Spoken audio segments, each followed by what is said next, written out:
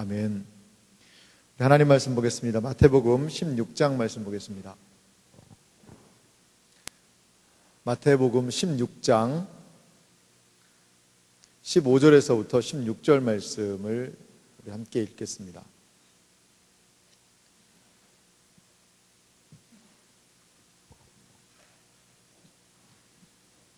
마태복음 16장 15절에서부터 16절 말씀 우리 함께 같이 읽겠습니다. 이르시되 너희는 나를 누구라 하느냐? 시몬 베드로가 대답하여 이르되 주는 그리스도시요 살아계신 하나님의 아들이시니이다. 아멘. 시몬 베드로가 대답하여 이르되 주는 그리스도시요 살아계신 하나님의 아들이시니이다. 아멘.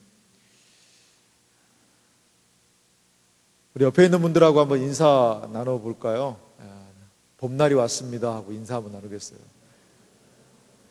봄날이 와서 그런지 안 보이는 사람들이 꽤 있는 것 같아요. 그래요. 이 자리에 오신 여러분들을 주의 이름으로 환영합니다.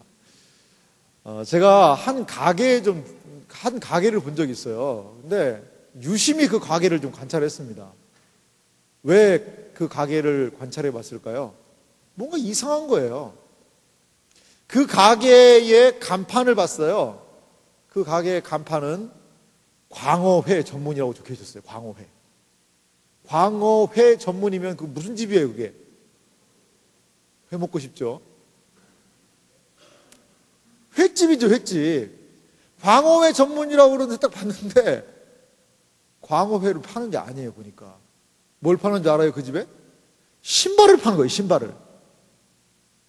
신발을 팔고 있어요, 광어 횟집에서. 아니, 그러니까 회도 팔고 신발도 파는 게 아니라 이유인 즉슨 봤더니 원래는 광어 횟집이었어요. 그런데 그냥 잠깐 빌려가지고 횟집이 망했는지 뭐 잘돼서 이사를 갔는지 그 횟집에서 뭘 파는 거예요? 신발 파는 거예요, 신발. 아니, 그럼 간판이라도 뭐라도 좀 가리고 하지. 그냥 신발 파는 거예요. 그 신발도 비싼 신발이 아니라 그냥 싼 신발 있잖아요.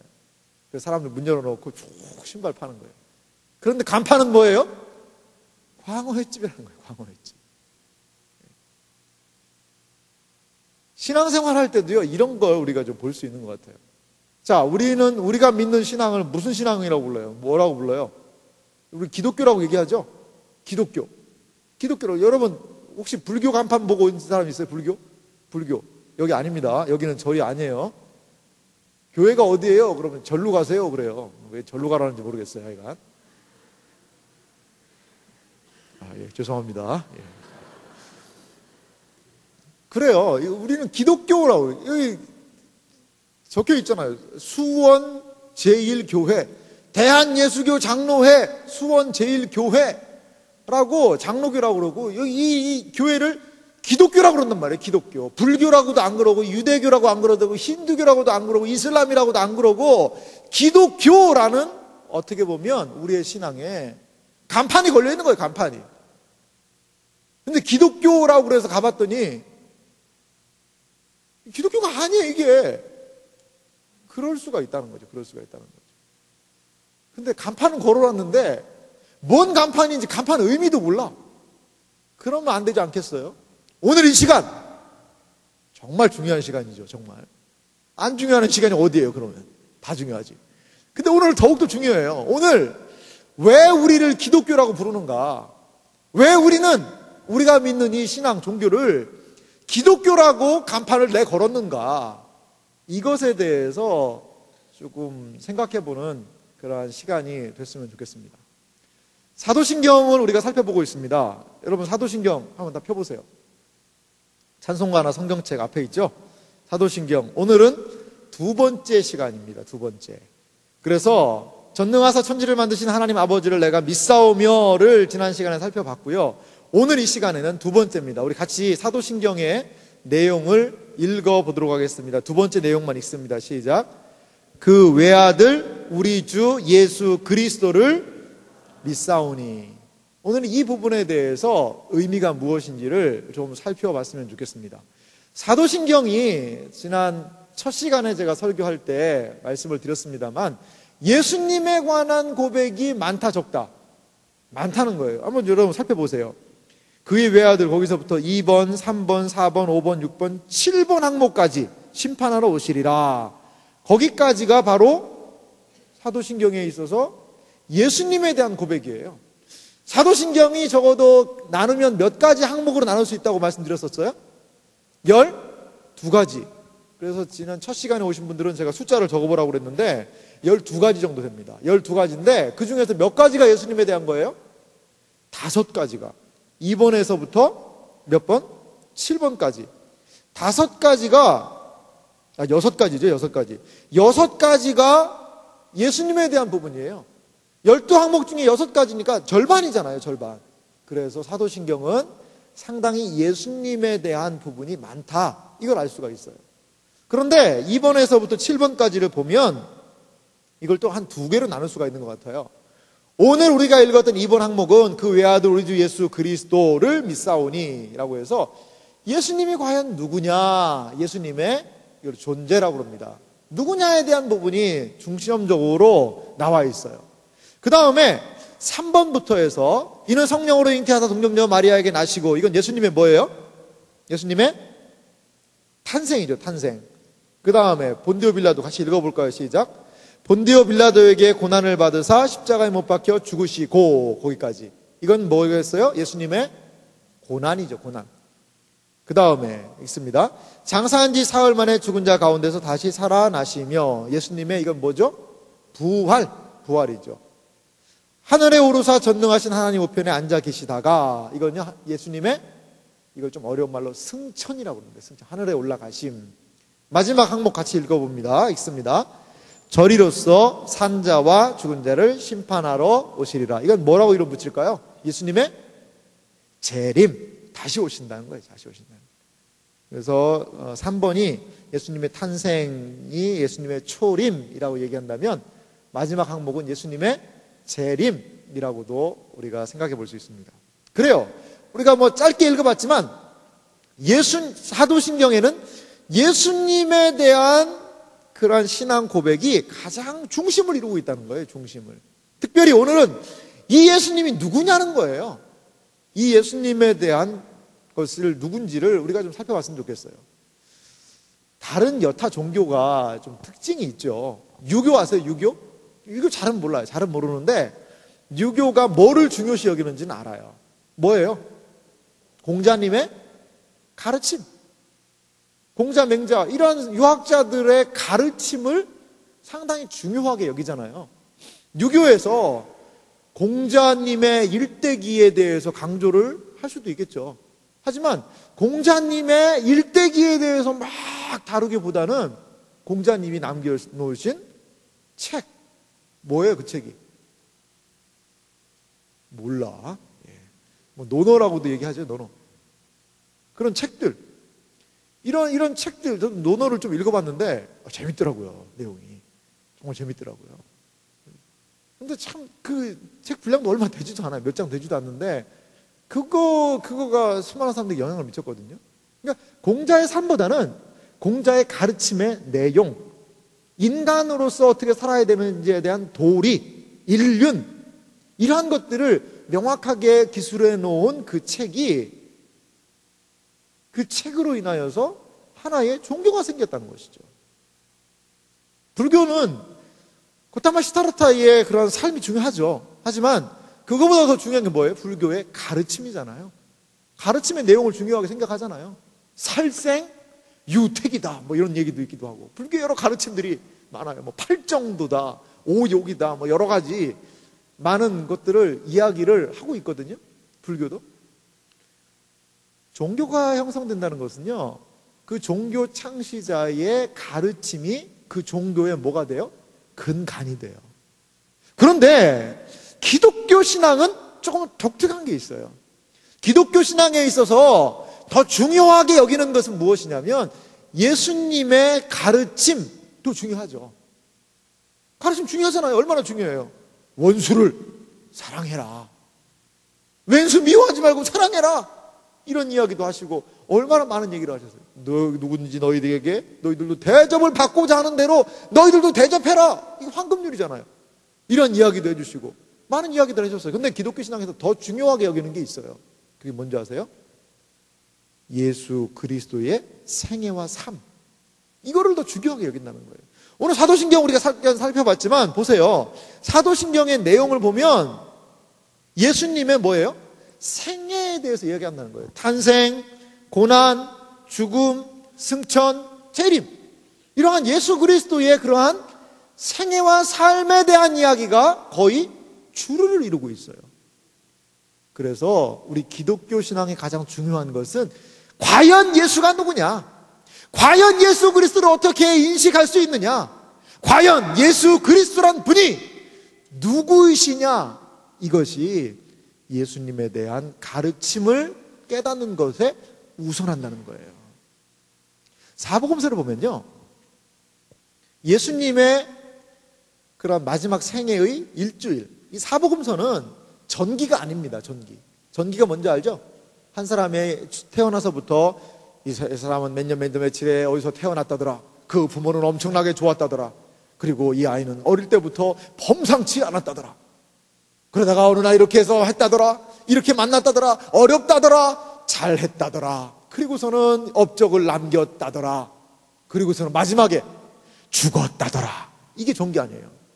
이게 사복음서가요, 전기는 아닙니다. 전기는 하나의 특정적인 부분을 목적을 가지고 기술해 있거든요. 사복음서가 가장 많이 차지하고 있는 부분이 뭔지 아세요? 예수님의 생애 일주일이에요.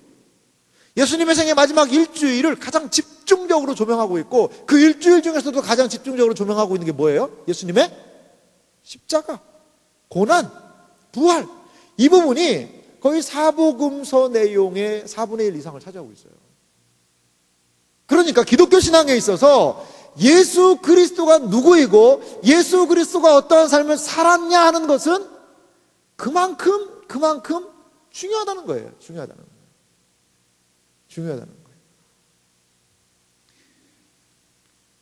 그러하기 때문에 오늘 설교가 어떻다는 거죠?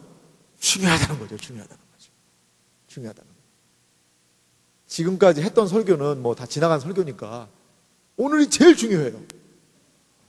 다음 시간은 뭐 그때가 또 제일 중요할 수도 있죠. 하여간 안 가봤으니까. 오늘이 제일 중요해요.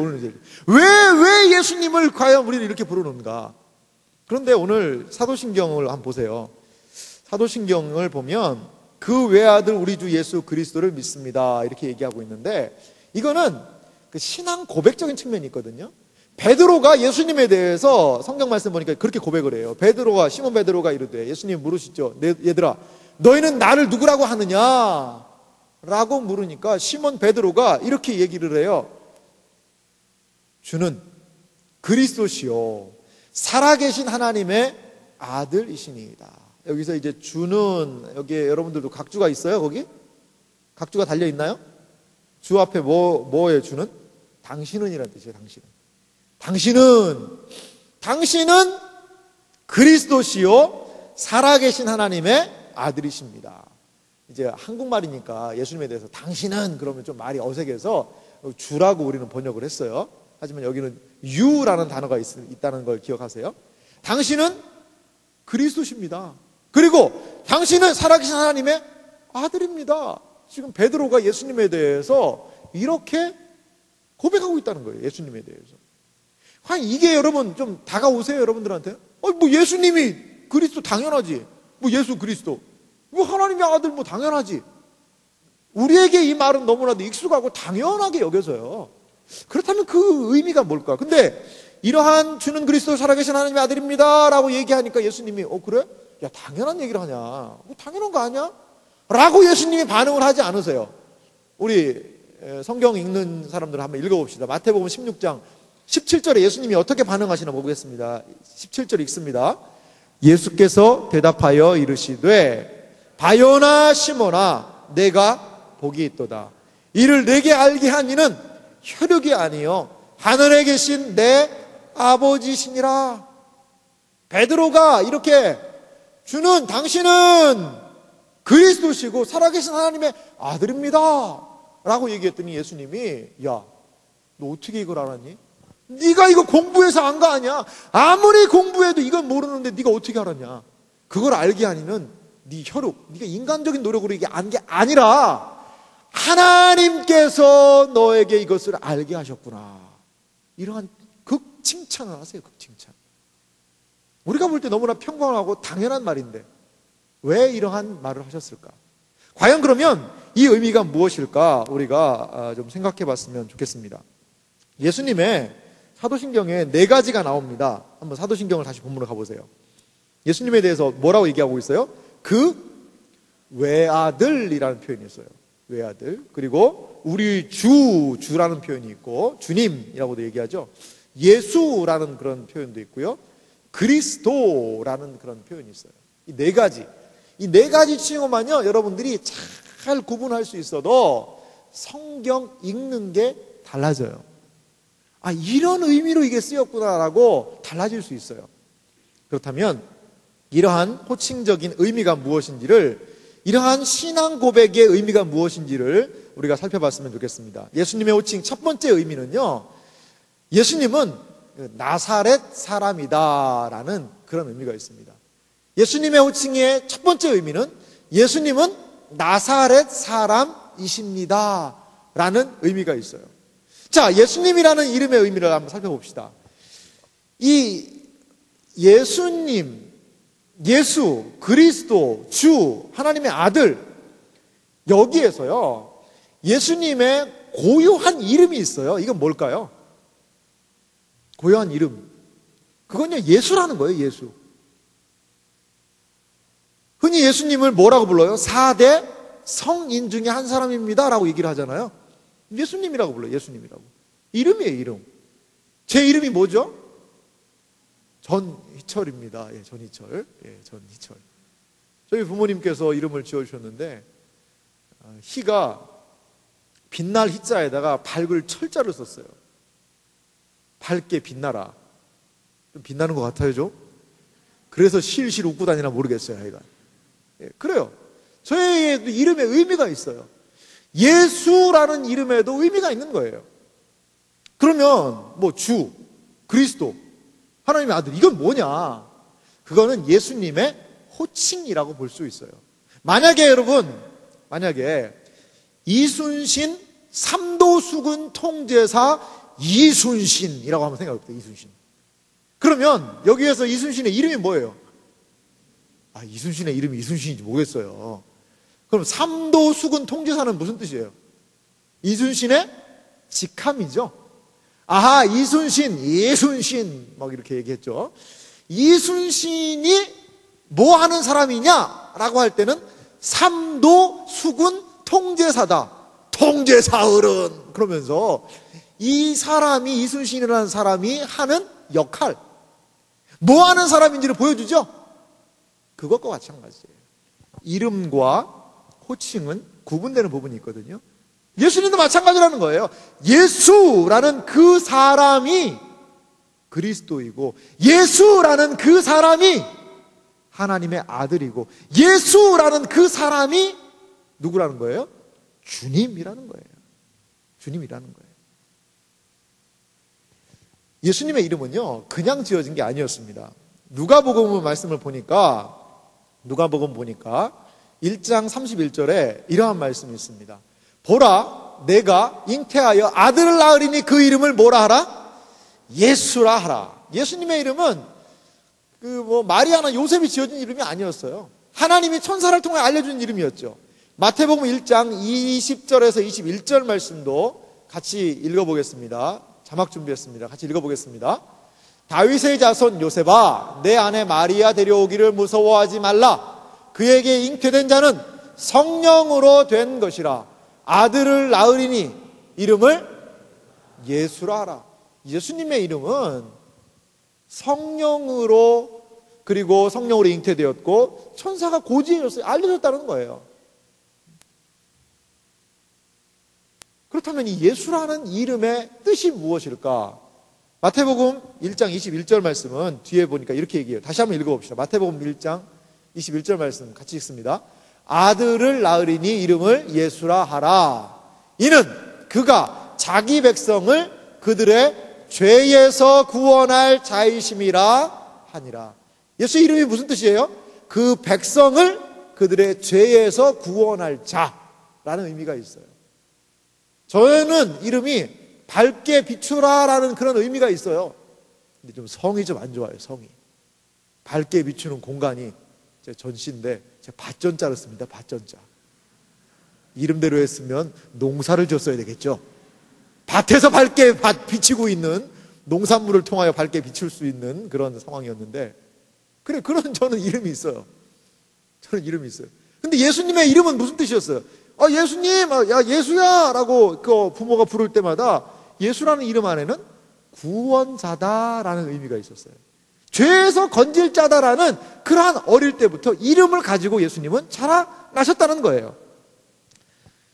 예수님하고 예수라는 이 이름이요, 구약에도 나와요. 여러분 알았어요? 이거 혹시? 구약에 예수라는 이름이 나온다는 거 여러분 알고 있었어요? 나와요. 그 이름이 뭘까요? 그래요. 지금 대답한 분들은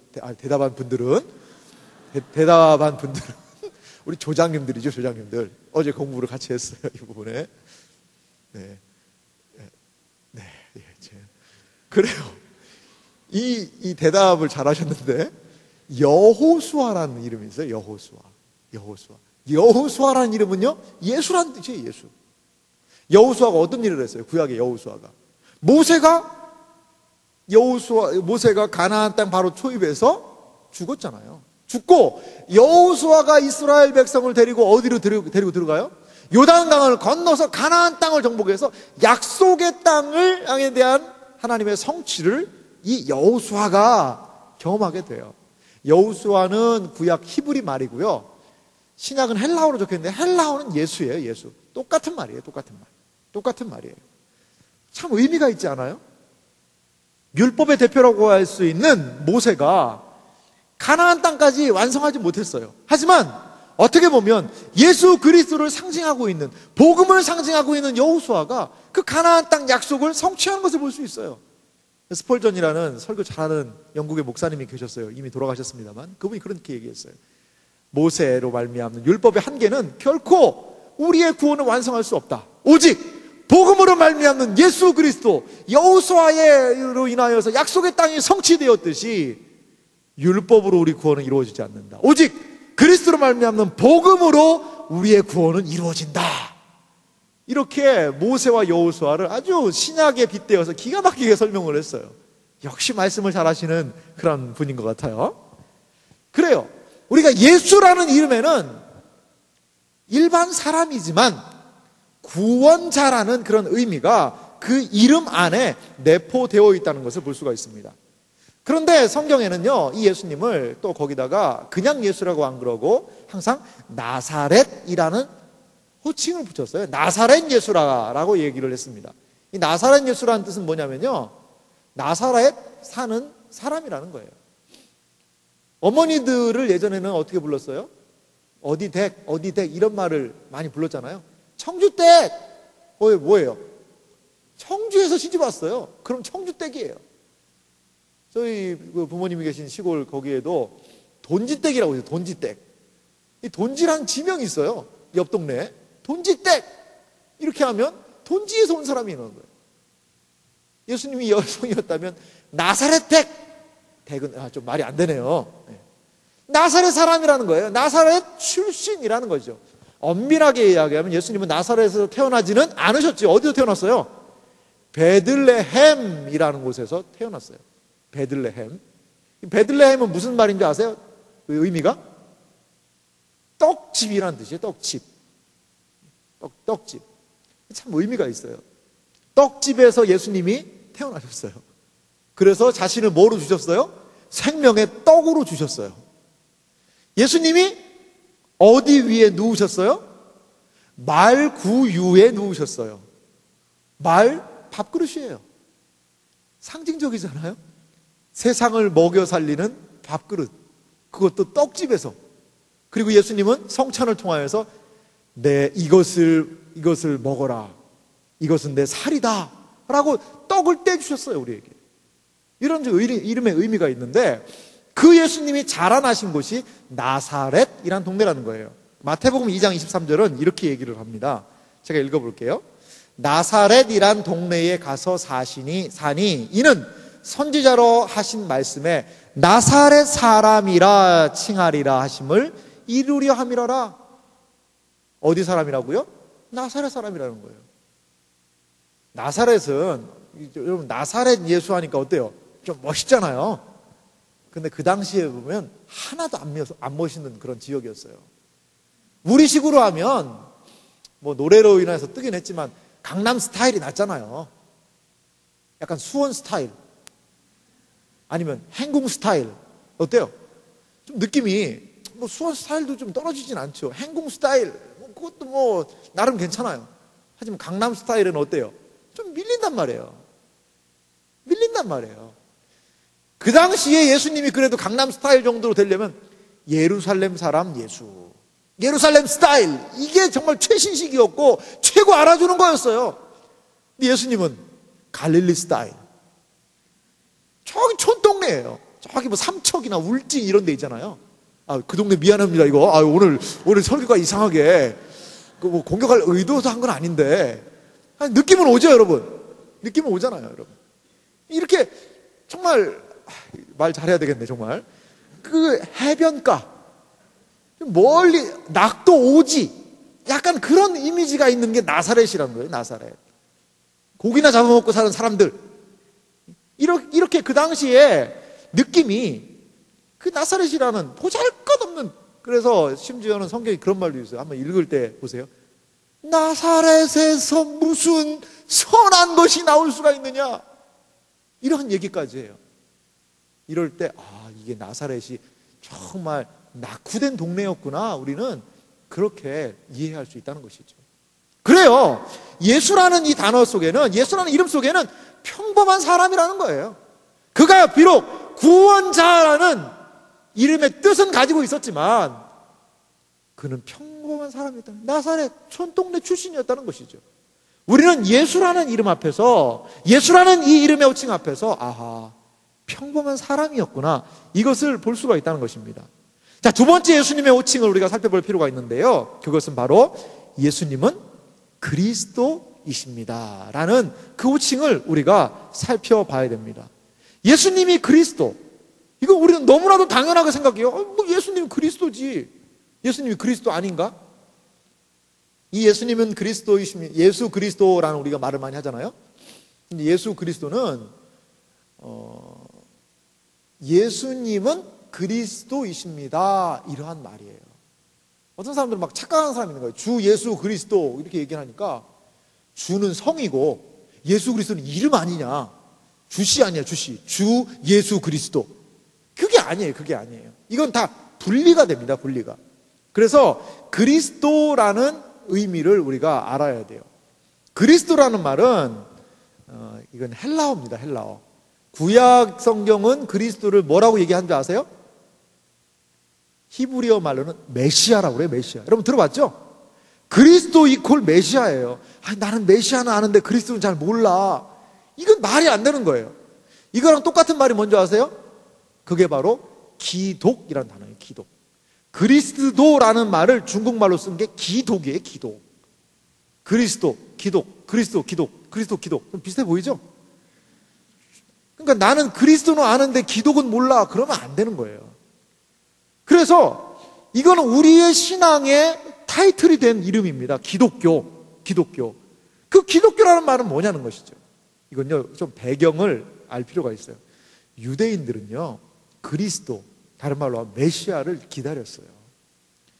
유대인들이 좀 많은 어려움들이 있었거든요. 우리나라가, 일본이 우리나라를 좀 지배했던 때가 있었죠. 일제 36년이라고 그러는데 요즘은 1년이라도 좀 줄이자 해가지고 만으로는 36년이 안 된다, 그래서 35년이다, 35년 몇 개월 이렇게 얘기를 하더라고요. 그럼 뭐 35년이건 6년이건 우리도 일본이라는 나라가 우리를 지배했단 말이죠. 근데 얼마나 힘들었어요. 여러분 이육사라는 그 시인 아세요? 이육사? 죄수번호 264번. 그래서 청포도라는 그 시를 보면 이육사가 이 조국의 광복을 막 기다려요. 그러면서 내 고향 7월은 청포도가 익는 계절 하면서 이렇게 쫙 시를 읊다가 마지막에 어떤 얘기를 하냐면, 우리 25기들 수능 세대들이 눈이 반짝반짝 하는 것 같아요. 아는 게 나와가지고. 언어 영역이죠. 언어 영역. 백마타고는 뭐가 있다고 그랬어요? 백마타고는 초인이라는 그 단어가 거기 나와요. 초인. 누군가 백마타고는 초인이 와가지고 이 어려움을 우리가 극복해 줄 수 있을 것이다 라고 그렇게 이야기도 하고 그래요. 그래서 수많은 사람들은 이 조국의 광복을 위해 누군가가 와서 이 역사를 좀 해줬으면 좋겠다라는 생각을 우리나라도 했거든요. 유대인들도 마찬가지였어요.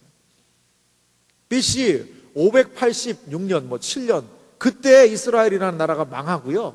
그 다음부터 예수님이 오는 그 시기까지 잠깐 독립을 했었습니다만 이 유대 나라는 계속해서 외세의 지배 아래 놓여 있었어요. 알렉산더 대왕이 그들을 다스리기도 했고요. 알렉산더 이후 그 네 제국으로 나눠진 그 밑에서 또 다스림을 받기도 했고요. 그리고 이제 로마가 다스리고요.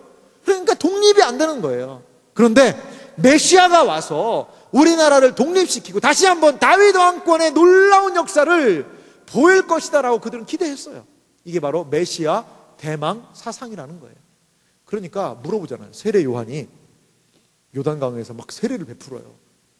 사람들이 그 요한한테 와가지고 그러잖아요. 뭐라고 물어보는 줄 알아요? 당신이 그리스도입니까? 당신이, 다른 말로 하면 당신이 메시아입니까? 당신이 우리 민족을 다시 한번 해방시켜줄 그 메시아가 당신 아닙니까? 이렇게 물어보는 거예요. 근데 그 당시에 유대인들이 고대했던 건요, 약간 정치적인 메시아였어요. 이 정치적인 어려움을 좀 극복해줘서 우리를 독립시켜주고 우리를 해방시켜주고 우리를 자유롭게 해줬으면 좋겠다, 이 생각을 많이 했다는 것이죠. 하지만 예수님께서는 이들에게 그러한 정치적인 독립과 해방만을 주신 분은 아니시라는 것이죠. 예수님은 그리스도세요.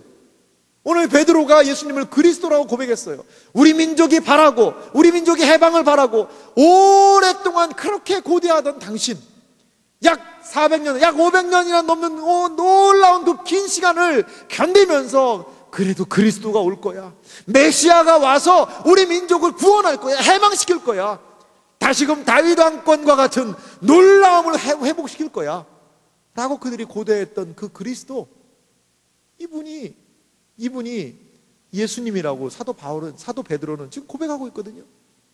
그런데 예수님이 오셔서 하신 것은요, 유대인들의 기대와는 좀 달랐어요. 정치적으로 해방시켜서 그렇게 한 것은 아니었다는 것이죠. 그러나 성경을 읽어보면요, 수많은 사람들은 그걸 기대했는지도 몰라요. 예수님 보세요. 어떠한 분이세요? 보리떡, 야, 니들이 뭐 먹을 거 좀 있냐? 예, 여기 보리떡 5개가 있습니다. 또 물고기 2마리가 있습니다. 그래, 기도하자. 주여 하고 기도하신 다음에 그 다음에 나눠줘라. 막 나눠주는 거예요. 보리떡을 나눠줘요. 떡 나눠줘. 생선도 막 나눠줘. 그러니까 몇 명이 먹었어요? 5명? 50명? 500명? 5,000명이에요. 그 남자만.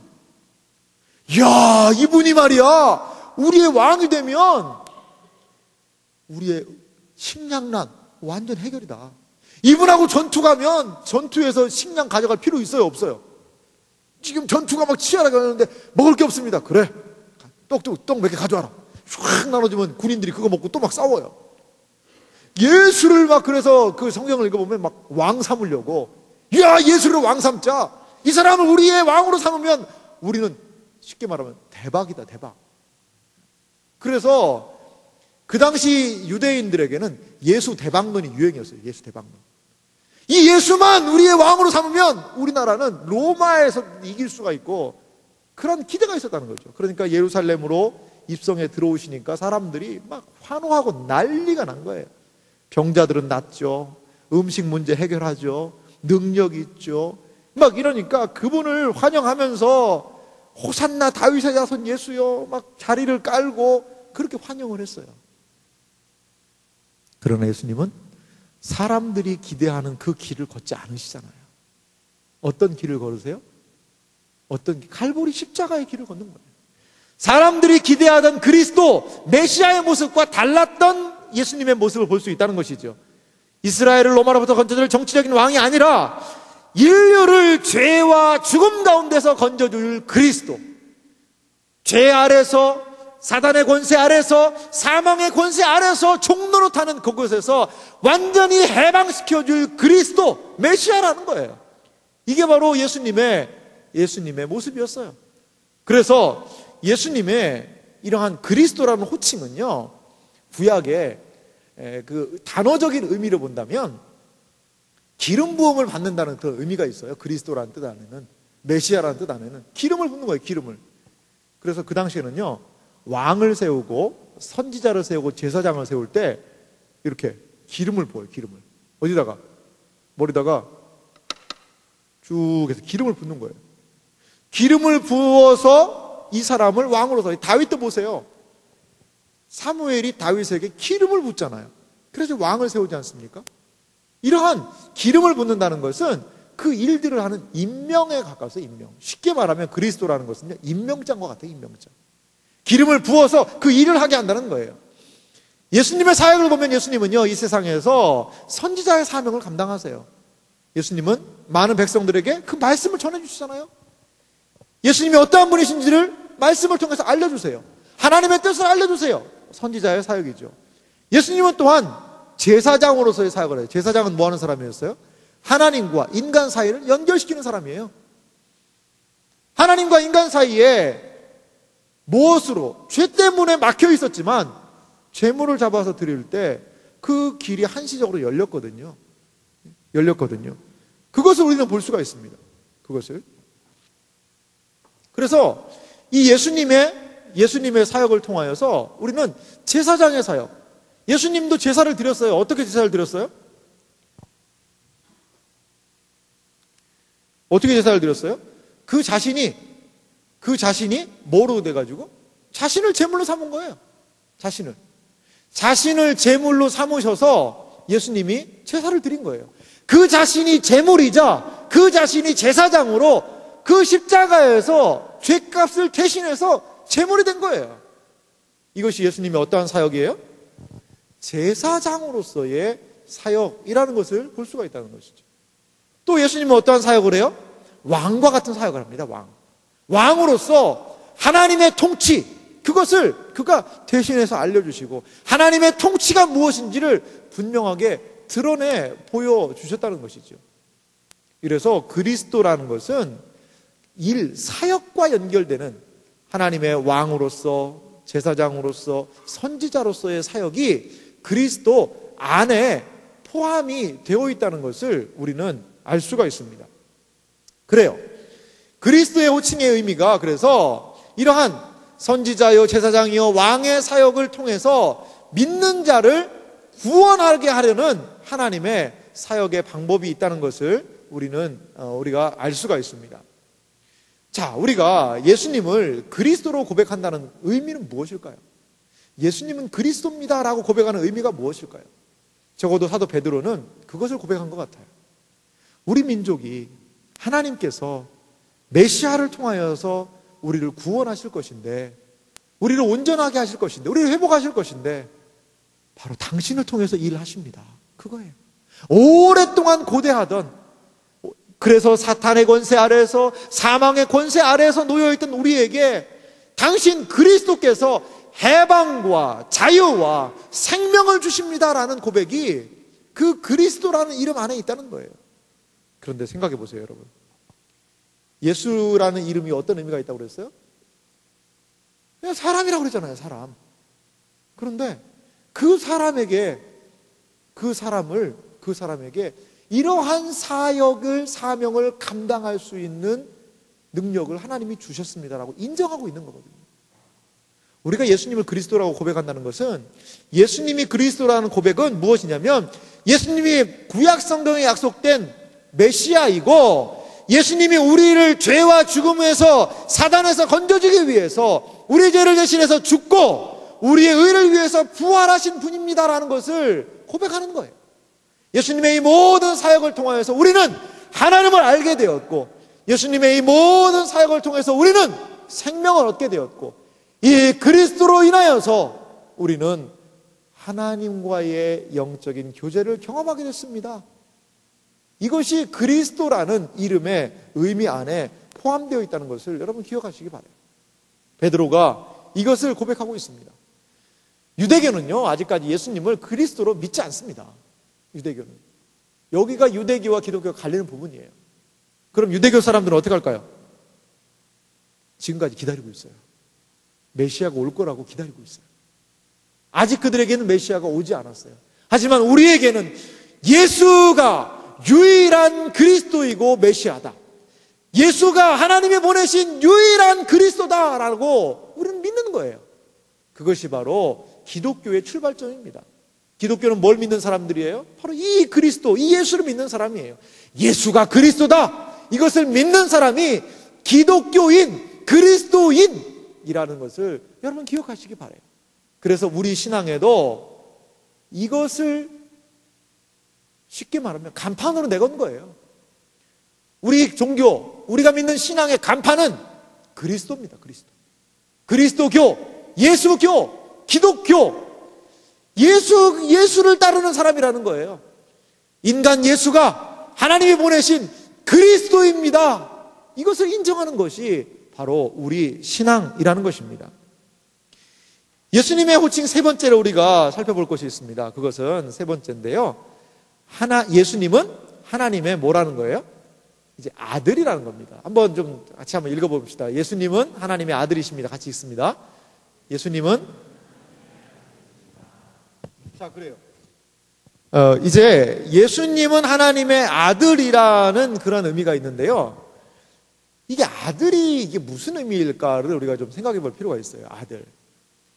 성경에 이런 표현이 좀 많이 나옵니다. 예수님도 자신을 하나님의 아들이라고 표현하셨고요. 이 아들이라는 표현이 등장을 해요. 그런데 이 하나님의 아들이라는 건요, 구약 성경에도 뭐 그렇게 아들이라는 그런 표현이 좀 있습니다만, 예수님이 자신을 하나님의 아들이다라고 말씀하신 것은 이런 의미가 있어요. 예수님이 바로 하나님과 이 동일하다는 그런 의미가 있습니다. 예수님이 하나님을 자신의 아버지라고 부르는 것에 대해서 유대인들이 불편한 심기를 이렇게 드러내고 있어요. 요한복음 5장 17절에서 18절 말씀 보니까 이러한 말씀이 있습니다. 같이 한번 읽어볼까요? 같이 읽습니다.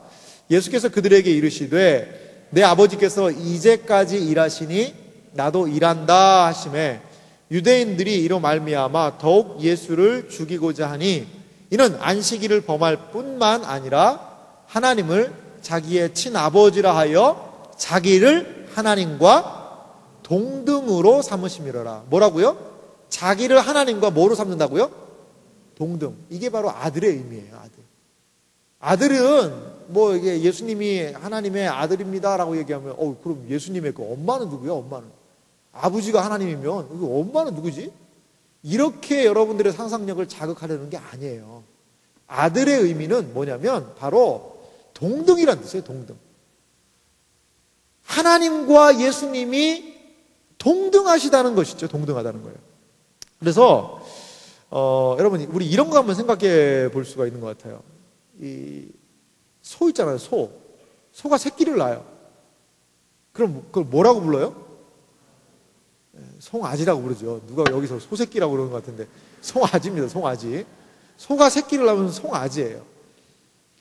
소는 이게 엄마 소가 얼룩소면 애기 소도 송아지도 얼룩소겠죠.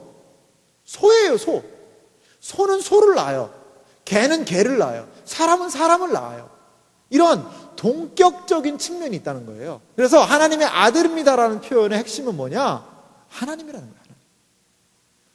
사도 베드로가 지금 예수님에 대하여서 그 인간 예수에 대해서 자기 앞에 서 있는 그 청년 예수에 대해서 뭐라고 얘기하고 있는 거예요?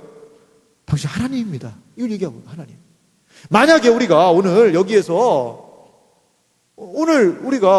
우리 찬양 아미갓에 이기천 전사님 계시는데 이기천 전사님한테 가서 우리 아미갓 멤버들이 당신은 하나님입니다.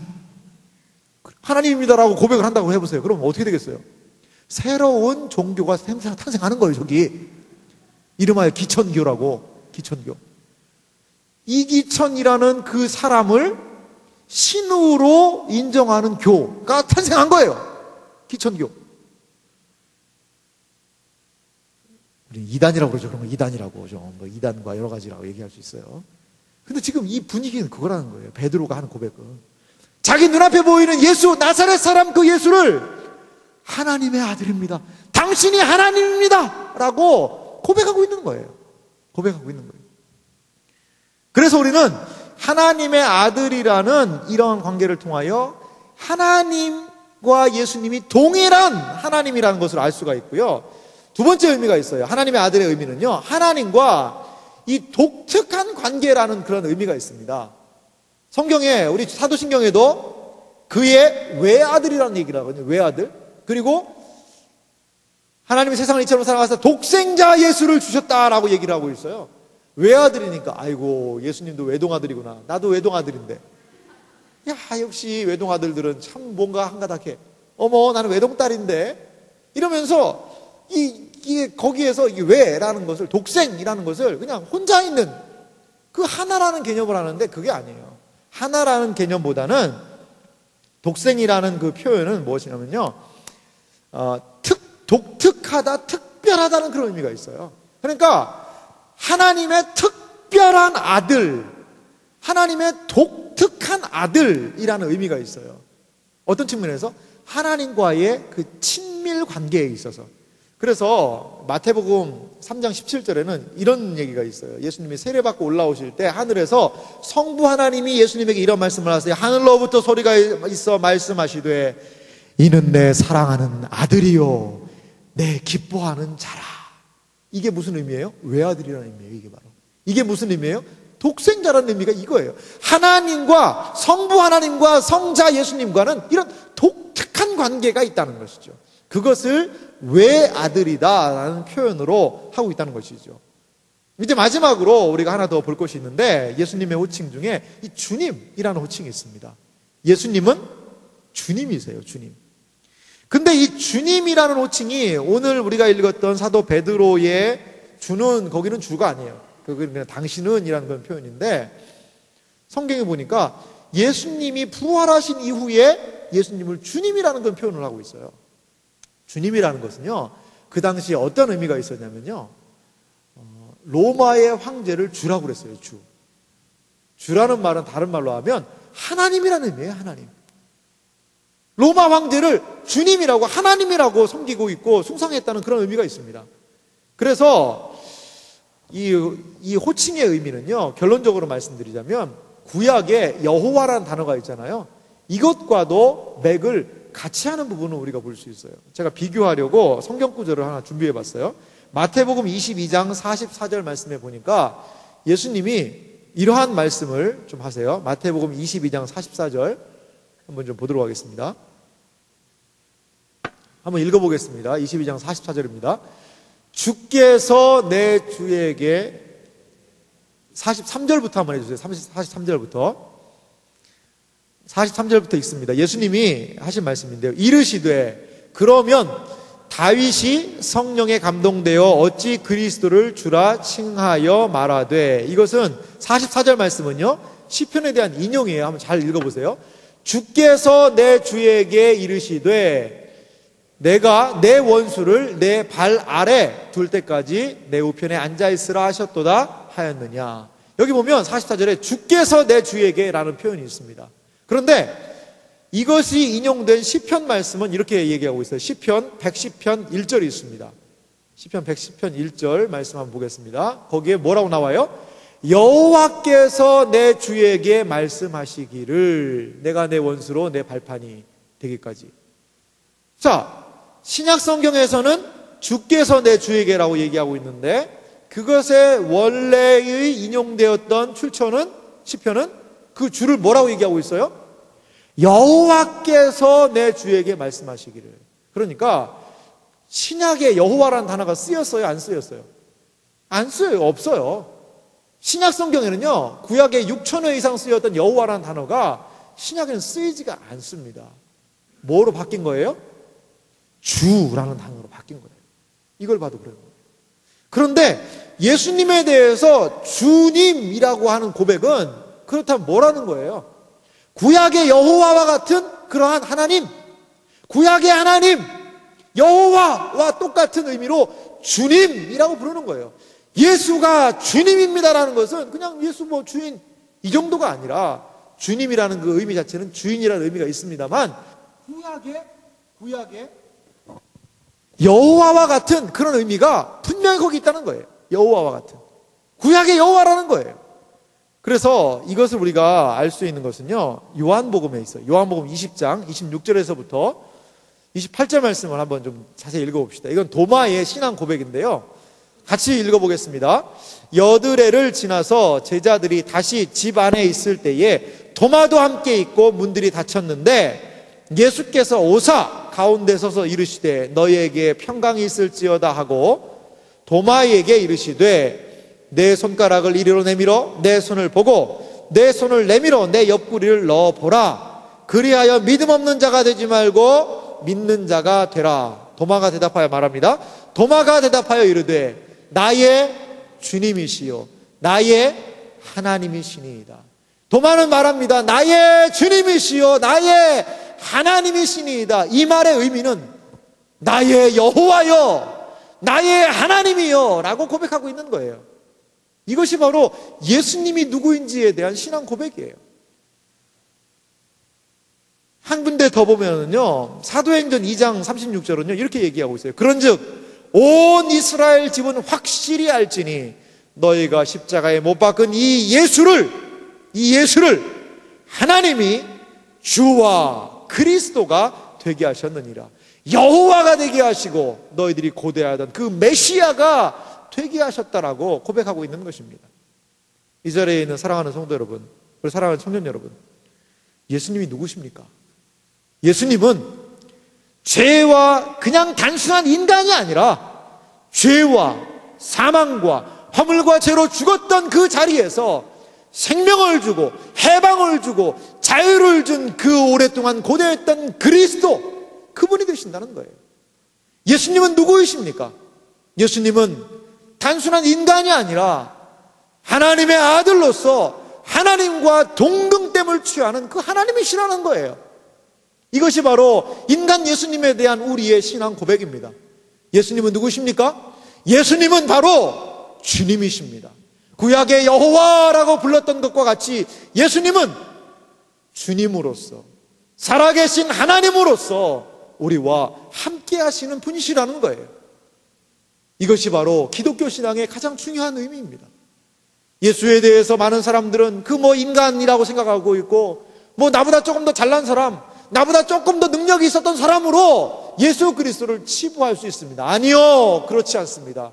그분은 사람이셨지만 그분은 하나님이셨고, 그분은 사람이셨지만 하나님으로 말미암는 놀라운 사명을 부여받아서 왕으로서 다스리시고 선지자로서 말씀하셨고 제사장으로서 우리의 죄를 위한 영원한 제사를 드림으로 우리의 진정한 중보자가 되신 분이 바로 이 예수님이라는 것입니다. 예수님이라는 거예요. 여러분, 사도신경이 무엇을 고백하고 있어요? 그 외아들 우리 주 예수 그리스도를 믿사오니. 이것이 바로 우리가 믿는 내용이에요. 우리는 예수님을, 인간 예수를 4대 성인으로 하나로 보지 않습니다.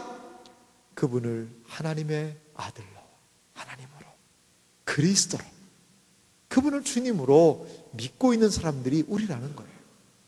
이제 다음부터 사도신경을 고백할 때 좀 바꾸려고 그래요. 그냥 사도신경은요, 주르륵 그냥 읽고 마는 게 아니에요. 한 항목 한 항목을 나는 이걸 믿는 사람입니다를 고백하는 시간이에요. 적어도 이 자리에서 예배한다는 사람들은, 이 자리에서 예배하는 사람은 우리와 동일한 신앙 고백을 하는 사람이라는 것을 확인하는 게 바로 사도신경이에요. 신앙 고백이에요. 그래서 사도신경으로 우리의 신앙을 고백하겠습니다라고 얘기하는 거예요. 그래서 앞으로는요, 좀 앞에 자막도 있고 하니까 사도신경을 암송하니까 그냥 뭐 두루마리 뭐 말리듯이 그냥 후룩 말리는 것 같아가지고 그렇게 하지 말고 읽도록 하겠습니다. 읽도록. 다 눈을 뜨고 읽도록 하겠어요. 근데 읽을 때 서로 좀 뻘쭘하잖아요. 그러니까 앞에 사회자가 이제 이렇게 멘트를 했으면 좋겠어요. 다 같이 사도신경으로 우리의 신앙을 고백하겠습니다 라고 한 다음에 이렇게 했으면 좋겠어요. 우리가 무엇을 믿습니까? 라고 묻는 거예요. 그러면 어떻게 해야 돼요? 전능하사 천지를 만드신 하나님 아버지를 내가 믿사오며, 이렇게 하면서 나는 그걸 믿는 사람입니다 라는 고백을 했으면 좋겠어요. 앞으로 고백을 했으면 좋겠어요. 언제부터? 다음 시간부터, 다음 예배부터. 그래서 사도신경을 우리가 펴서 읽을 때마다 그렇지, 나 이거 믿는 사람이야. 그 외아들 우리 주 예수 그리스도를 믿습니다. 예수님이 하나님이세요. 나의 여호와 하나님이세요. 그 예수님이 나의 그리스도가 되어주세요. 이것을 나는 믿습니다. 이렇게 우리가 고백했으면 좋겠습니다. 예수에 대한 믿음, 예수에 대한 신앙, 그분이 누구이신지 여러분 베드로와 같이 주는 그리스도시요 살아계신 하나님의 아들입니다. 이 신앙 고백의 의미를 여러분들이 기억하시고 바른 신앙 고백 안에 살아가시는 여러분들이 되시기를 주님의 이름으로 축원합니다. 이 시간 같이 기도합시다.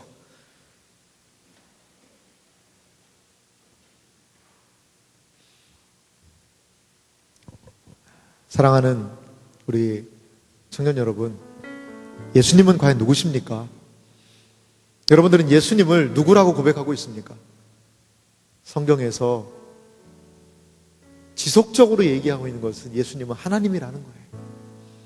예수님은 우리의 주님이 되어주신다는 거예요. 예수님은 하나님의 그 놀라운 사명을, 하나님의 놀라운 그 큰 일을 완수하신 메시아 그리스도가 되신다는 거예요. 이것이 우리의 믿음의 가장 중요한 고백이 되었으면 좋겠습니다. 오늘 설교가 상당히 어려운 분들도 계셨을 거예요. 하지만 이 내용들을 곱씹었으면 좋겠어요. 그리고 예수님에 대한 온전한 믿음의 고백이 우리에게 생겼으면 좋겠습니다.